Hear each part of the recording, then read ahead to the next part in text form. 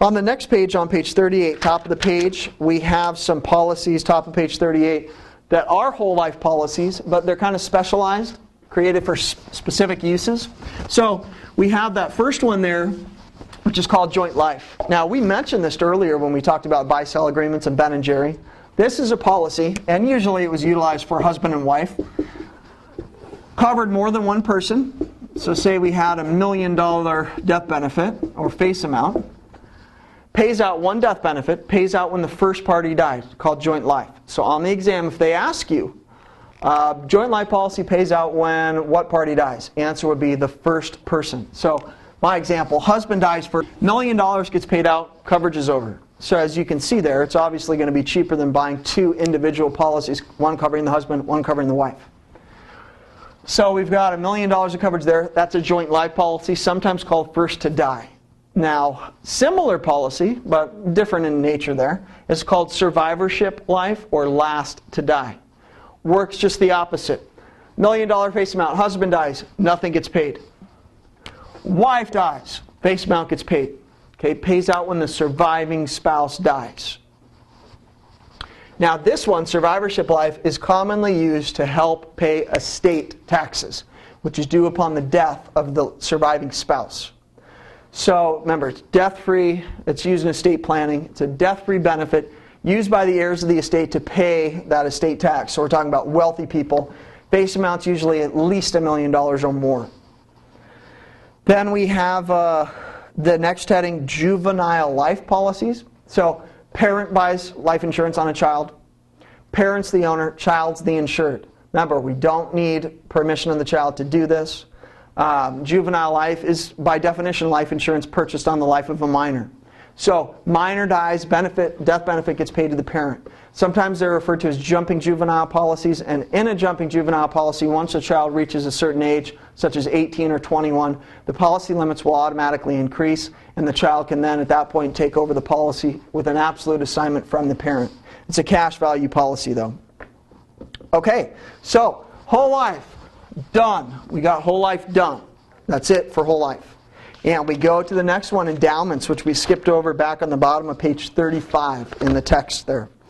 Now, bottom of page 35, endowments, 1 or 2 test questions usually on endowments, but by definition, what we'll need to write up there, most expensive type of life insurance. Not permanent. Not permanent life insurance, but most expensive. This policy does have a cash value. Okay? So loans, you cancel the policy, you get your money back, but you might have to pay tax on the interest. Okay, so all that stuff applies there as well. But it's the most expensive type of life insurance. Now the good news about endowments is we already covered them.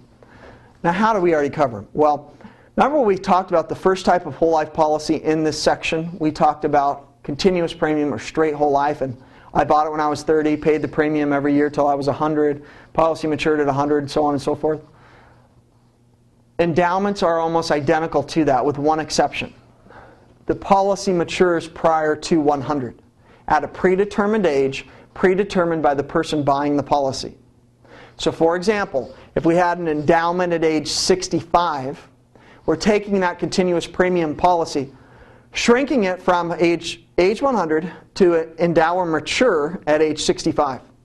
So we pay a level premium every year from whenever we purchase it till age 65. Life insurance coverage till we purchase it, until we die, or age 65, whichever of the two occur first. If we live to 65, the insurance company sends us a check for our cash value or death benefit, whichever of the two is higher. We pay tax on the difference between what we paid in and what we receive. Okay, we subtract our cost basis there. So endowments are exactly the same as straight traditional whole life. They just endow or mature prior to 100 at whatever age the person wants. Endow at 75, 95, 45, 55, 65, whenever they want. But remember, most expensive because we're paying all that premium during that period of time. Okay, so we're shorting the premium payment up significantly from whole life, from age 100 to whatever age we want it to mature at. So last paragraph on the page, highlight that first sentence. Endowment's always the most expensive type of life insurance. And we go from that to term, which starts out the section on page 33. Term is the cheapest type of life insurance. And we'll get all that off of there so that we can use this space and finish all three. and we go to term, which we'll list up there, cheapest, and no cash value. So cheapest type of life insurance, no cash value in the policy. That eliminates pretty much everything. So sometimes they say term is pure protection. Well, that's true, because the premium you pay, all of it goes to the cost of death. So we have a couple different types of term, and they start out the section there with what's called annual renewable term. So annual renewable term is a one-year term policy. And that one-year term policy is the period of protection. So say a person is age 30. They buy an annual renewable term policy. Covers them from age 30 to 31. They pay a $100 premium. They get $100,000 of coverage. Cheapest type of life insurance. Temporary. Term means time. Now, term policies generally are seldom sold beyond age 65 because every year you get older with term, the higher the risk goes. So remember, there's no cash value, nothing to offset the insurance company's risk, so pure protection. Older you get, the more expensive it goes. However, in the short run, it's the cheapest type of insurance. The longer you keep it, though, the more expensive it becomes. So this person buys it when he's 30, pays a $100 premium, annual renewable term policy. When he hits 31, if he's still alive, he has the option to renew it. Don't assume the term policy is renewable unless they state it is in the question in the exam. So here I said, it's right in the name of the policy, annual renewable term. And it'll tell you it's renewable to a certain age. Renewable to age 50, renewable to age 65. So annual renewable term. Now once we hit 31, we can renew it, 30 to 32. What's going to change when we renew it at 31? What's going to go up? The premium. The premium will go up. So where we paid $100 when we bought it at age 30, we might have to pay $175 at age 31. Why? We're 1 year closer to death, right? Okay. Now, say we die in between age 31 and 32. What's going to happen? $100,000 goes tax-free to our beneficiary. Death benefit. Okay. Now what happens at 32 if we don't want it? Because we know if we renew it at 32, it might cost $240 to renew it at 32. What if we don't want it? We don't have to renew it. Do we have to go through a physical exam to renew it? No. And in fact, when we buy it here at age 30, it's stated right in the policy what our renewal premium is going to be. Okay, so we know. So why would you buy term? Well, it's the cheapest. And you only need life insurance for, say, this individual needs life insurance for a temporary period of time. That's why they would buy term. Okay, so annual renewable term. Well, renewable term is also sometimes convertible. Okay, so here's what convertible means. Convertible means you can convert from term to whole life. Why would you want to do this? Well, maybe you decide you want permanent insurance and you don't want to have to go through underwriting to get it.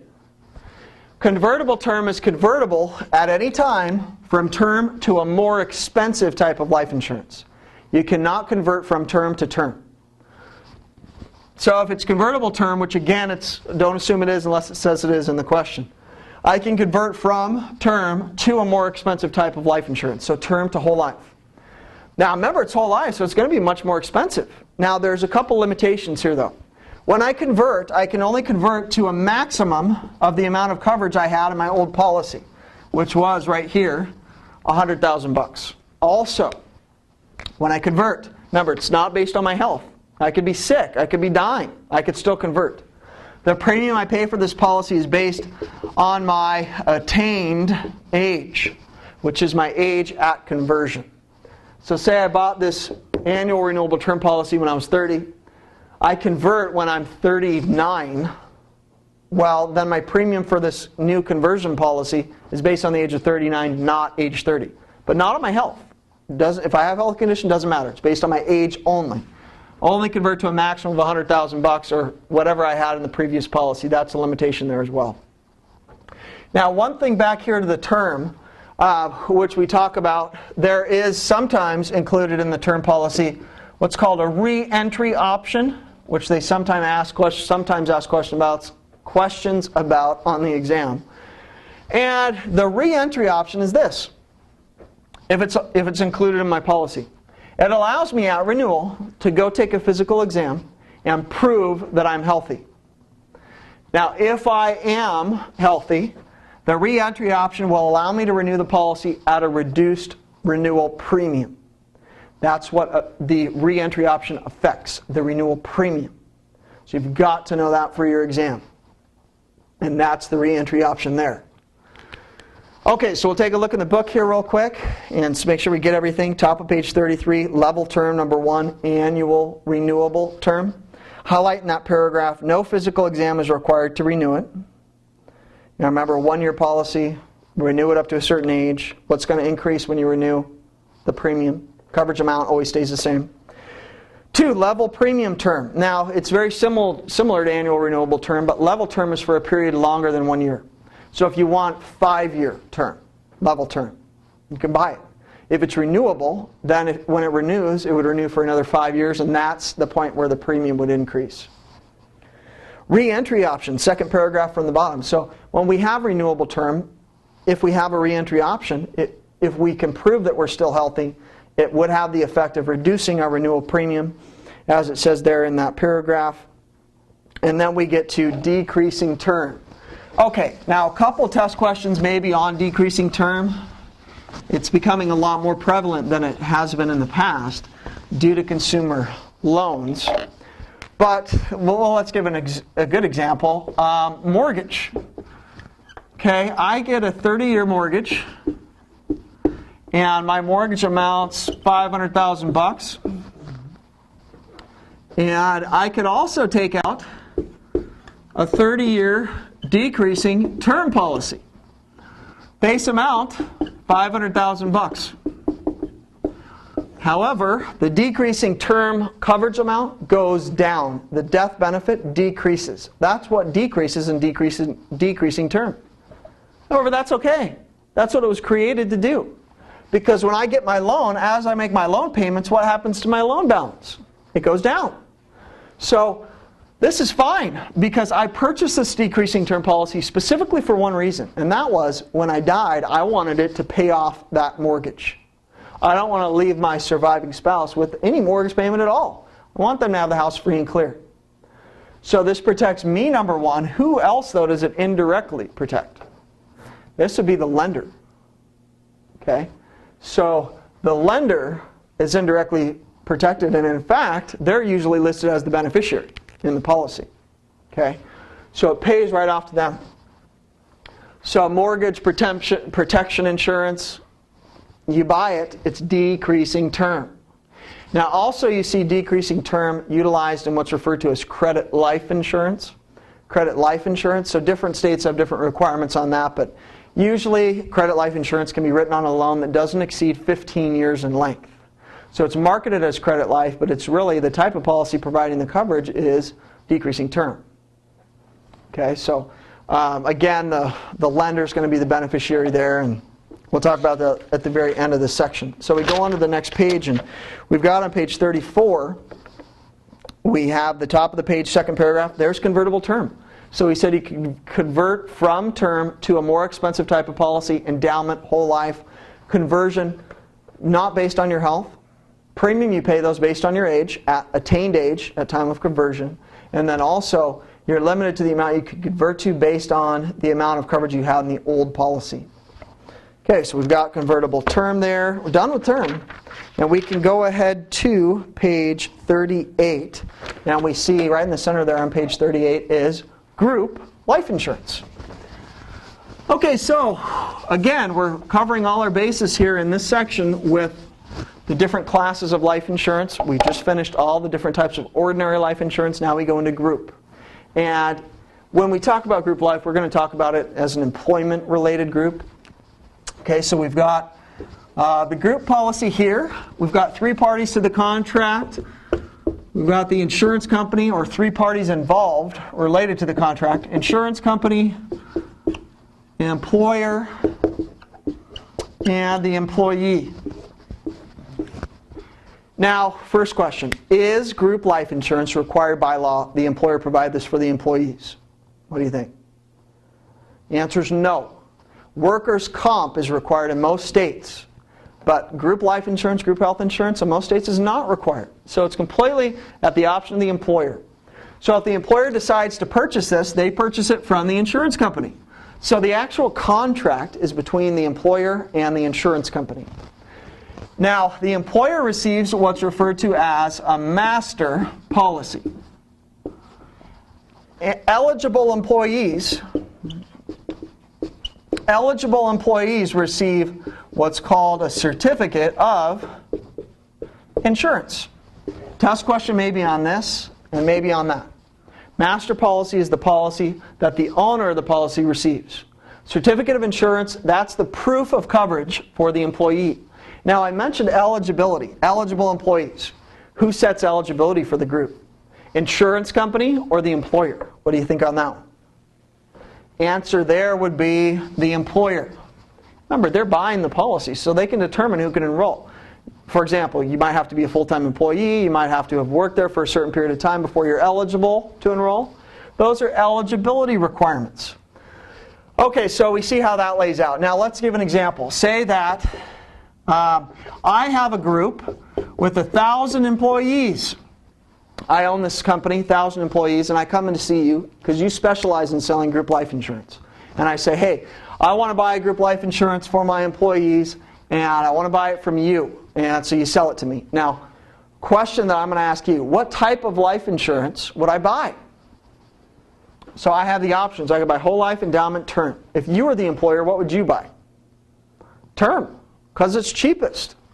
So most group life insurance is annual, renewable term. Okay, so I'm going to get some term. So I come in to see you, say, hey, I've got 1,000 employees.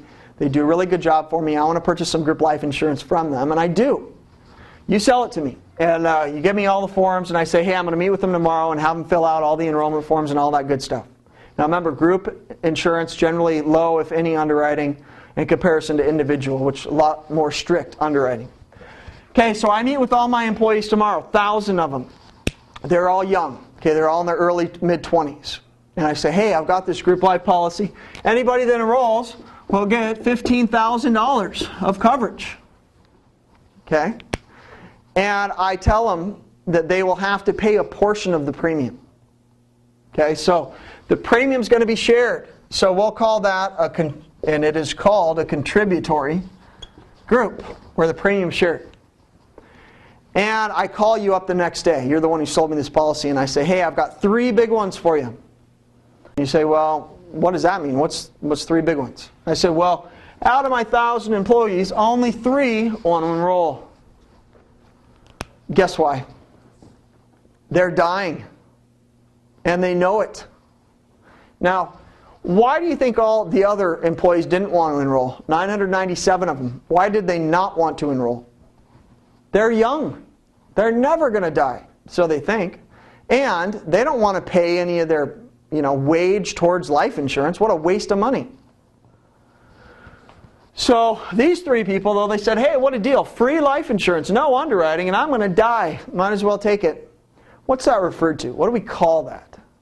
From the insurance company standpoint, that's called adverse selection, right? Adverse selection. Okay.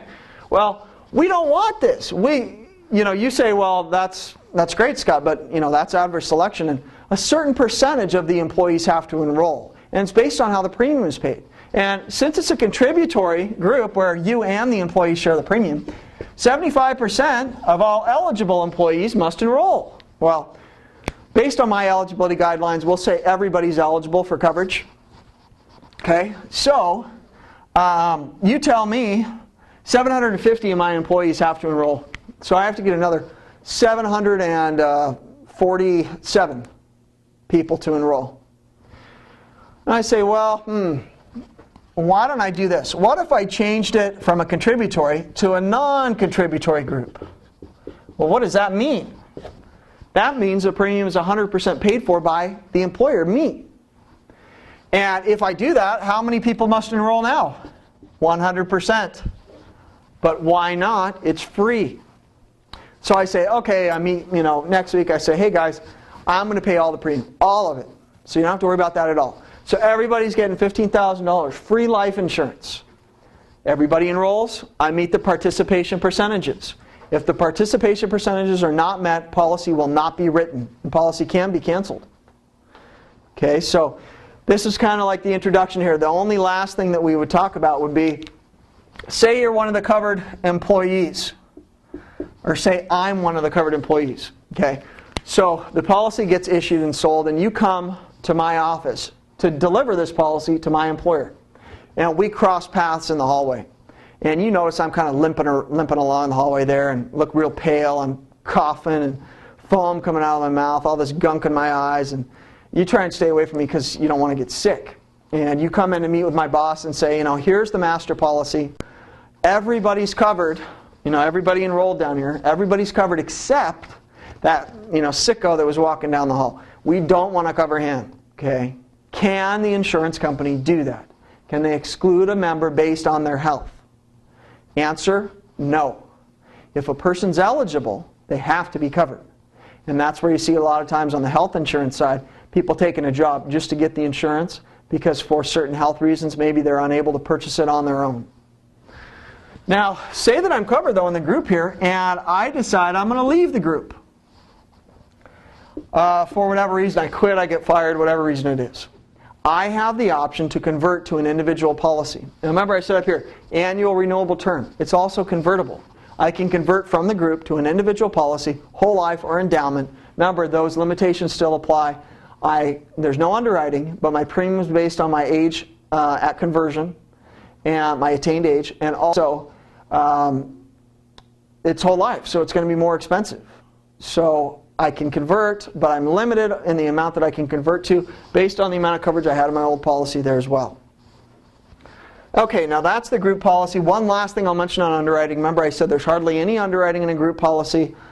They consider if you're healthy enough to work, it's good for everybody. Well, what if they did request everybody do a physical exam though? Okay, so say they requested all 1,000 people go do a physical exam. Who pays for that? Who pays the costs associated with that? Would the employer have to pay them out of their pocket, or does the insurance company pay that? Well, think about it. The insurance company pays that. Okay, so you want a free physical, go apply for an individual life insurance policy. They'll send you to go do it. Remember, you got a free look, right? Well, they pay for the physical exam. It's a cost of underwriting. So yeah, true, it's reflected in the premium, but they pay that cost. Okay, on page 38, then bottom of the page, number 3. Or number 2, coverage is usually written without requiring a physical exam. We said if they required it, then it would be very expensive. And they're selling insurance to the masses here at a discounted rate, so they're not going to do that. We have number 3, master policy. So term, star that, is issued to the employer. Star this next one, maybe on the test. The contract is between the employer and the insurance company. Next one, certificates of insurance are issued to the individuals covered, stating the amount of coverage and their designated beneficiary. And then we have number 5, talks about contributory group, non-contributory, and there's the participation percentages there. Keep in mind, remember, those are created and enforced by the insurance companies to prevent adverse selection. Okay, next page on page 39, towards the bottom of the page, number 7, there's where it talks about conversion. We can convert from the group to individual within 31 days of our ineligibility of coverage. Last sentence says premium of the new policy shall be based on the insured's age at conversion. Number 10, most group life policies contain a facility of payments, which you might have a question on. Facility of payments basically states that the benefits can be paid out to anybody who will take on the responsibility of costs associated with your death.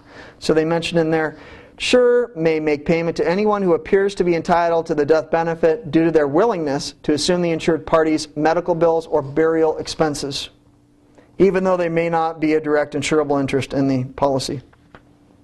And that's it with group. But if you're going to be here on the health side, it gets a lot more detailed, a lot more questions in group health insurance, so we'll whole section on it in that area of the class. Credit life, last page on page 40 in this section, we said credit life is decreasing term life insurance written on consumer debt up to a loan amount term of 15 years. Now, the policy coverage amount in this credit life policy cannot exceed the amount owed on the loan. And if there is any excess in force at the time, the amount over and above what's needed to satisfy the outstanding debt goes to a secondary beneficiary. Because remember, the primary beneficiary here is going to be the lender. So they say here at the first paragraph, there's a creditor involved, and then we have the debtor. The debtor being the person who owes the money and has taken out the policy. And these are the policies that we're going to see sold by the bankers and the banks at time you take out the loan or an auto loan or whatever it may be. Financing department at the auto dealership, they sell this a lot as well. Now, one thing I'll mention here, although they might require that you have this in order to obtain the loan to protect themselves, they cannot require you buy it from them.